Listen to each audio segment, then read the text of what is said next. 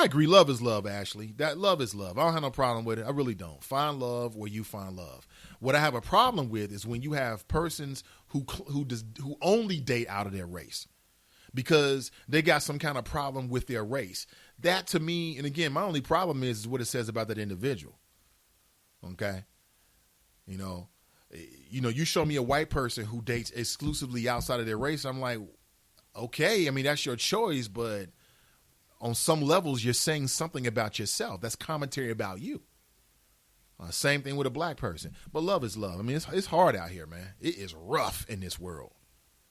And many people in this world don't give a damn about you. They'll step over you literally while you're dying. Literally. And there are people that call themselves friends. And it's all cool. They smile and cheese in your face and don't really give a damn. So find love. When you find commonality, when you find someone who likes the same movies you like and likes to do the same things that you like, hey, make it happen. Make it happen.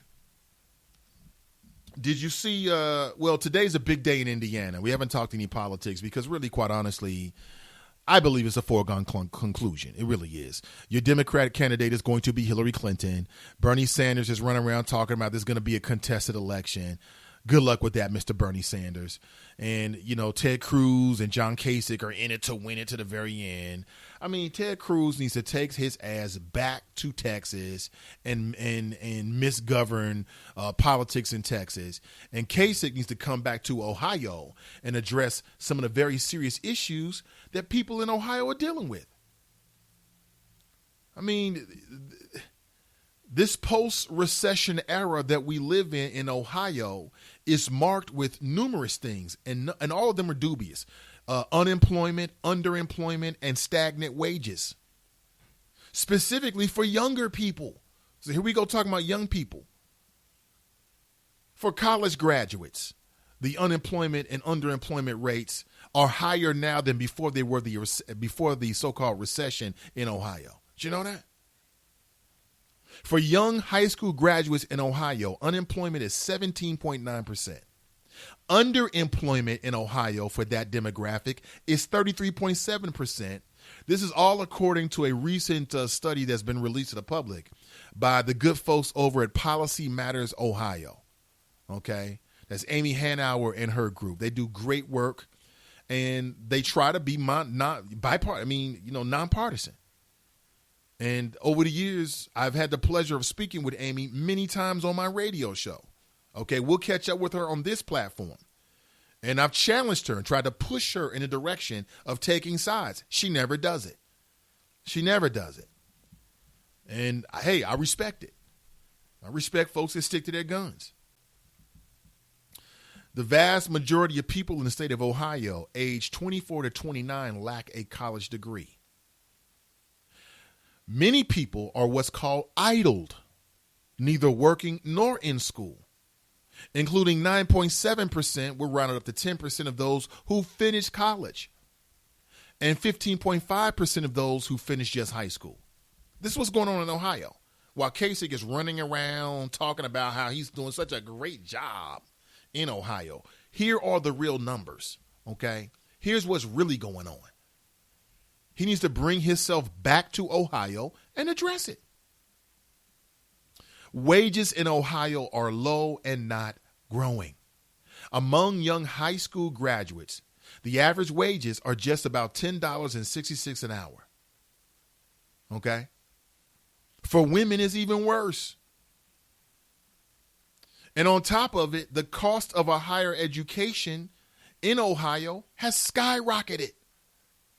Adjusted for inflation, cost jumps 119.5% between 1985 and 2015. 120% since 1985 and 2015. So while America is telling you that the key to the American dream is education, the road to that education is more expensive than ever before.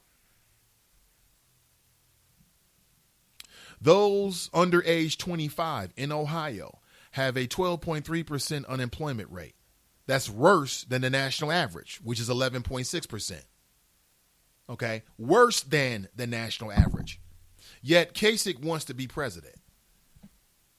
And he's touting all of these advances and all of his leadership, and everything is rosy. Everything is perfect in Ohio.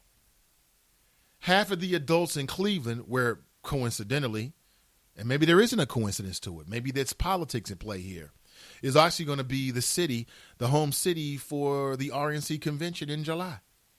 Half of the adults don't have a job. And I'm sure many of them have given up looking for a job, but yet Kasich wants to be the next president. Based on what? If it wasn't for the Obama administration initiatives, many of the numbers I'm reading to you would be much worse. But yet he rejects that connection. I'm telling you, John Kasich, while he appears to be the best option out of the three remaining Republican candidates, he's not fit for it either, in my opinion. Not at all. Not at all. A smaller share of Ohio workers is in college, 39.2%, compared to the nation, 42.2%. So what is John Kasich going to do, the governor of Ohio? What are his ideas other than we've got $2 billion in the bank for a rainy day? What the hell what? It's raining now.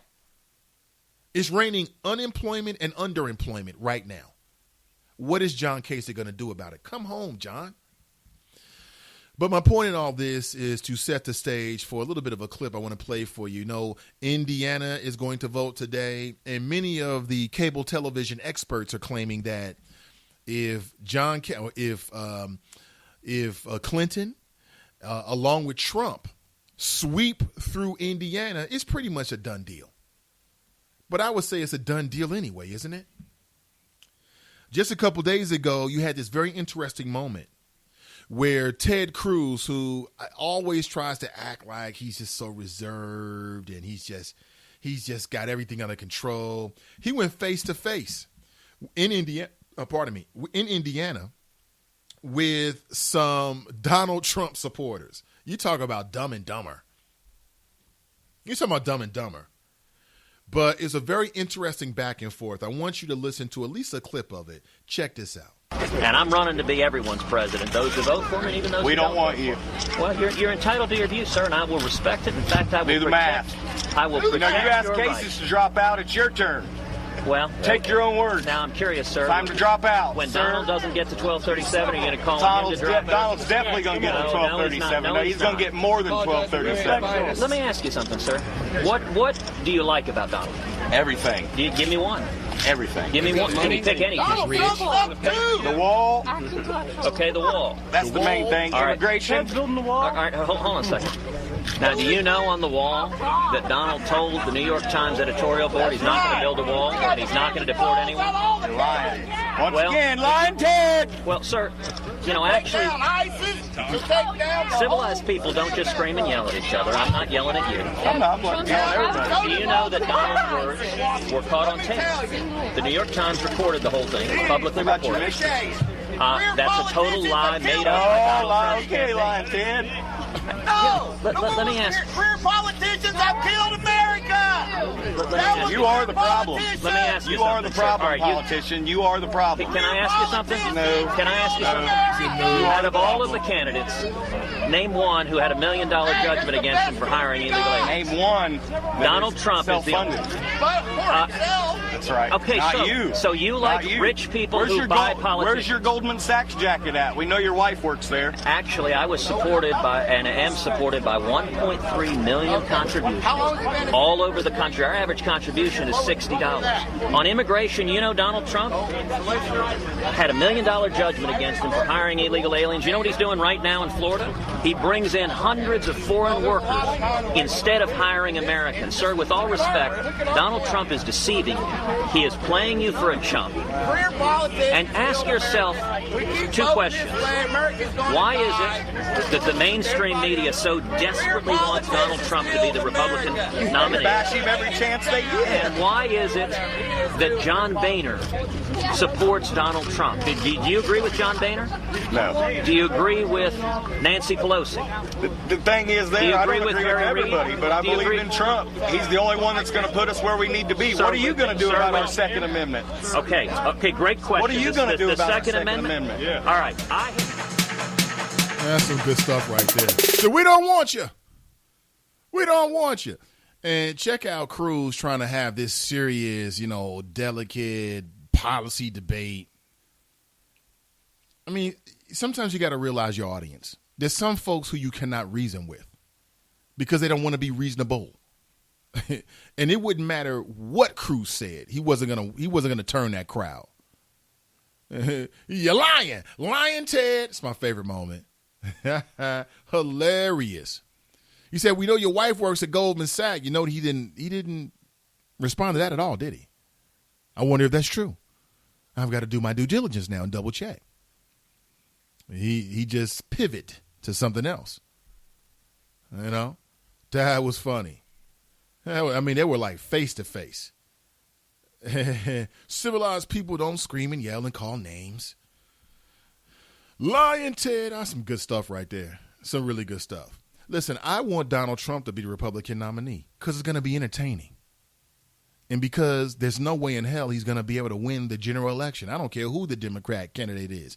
Bernie would beat him and so would Hillary Clinton, period. Bernie would beat him and so would Hillary Clinton. Donald Trump's got the kind of unfavorables that are reserved for like terrorists, Satan, child molesters, things like that. I mean, no, outside of these primary voters, the man doesn't really have a lot of support if you believe the poll numbers. Poll numbers suggest this guy has unfavorables that are through the roof. That's why the Republican Party doesn't want him to be the nominee. It's not because of his policies. It's because of the way that he's being perceived by the potential general electorate. Other than that, they roll with him. If they thought that Donald Trump, brash, over the top, name calling, sexist Donald Trump, had a chance at winning, they would put all their eggs in his basket. By them, I'm talking the Republican National Committee. The Republicans they want a winner so bad, it doesn't matter what he looks like. Doesn't matter what his politics are. As long as he's a Republican and they can claim victory, that's what they want. That's why Obama called out Priebus at the correspondence dinner. He was looking uncomfortable. He said, way to go there, man. Doing a great job. Not really. You're doing a horrible job. Nobody's happy. But these Republicans, man, need to quit. Oh, he's talking about women. Republicans don't give a damn about no damn women. They don't care about women. They want to control a woman's body. They want to tell women what to do with their fallopian tubes. They want to come into the bedroom and tell you who you can sleep with and what positions and, what your bed should look like. Speaking of bed, it's a horrible segue, but I want to make sure I bring this up. Have you seen the latest? A complete segue here. But when I thought of bed, it reminded me of something in my notes. Have you heard of the Smattress? I think that's what they're calling it, a Smartress. Smattress. Smart and mattress put together. You heard about this? You can buy this now. This is on the market. And this is for some of you folks out there that are just so afraid that your mate's going to cheat on you in your house. It's called a smart mattress or Smartress? Smart mattress. Okay? And you can actually hook up your mattress of your bed to your phone. And what does it do?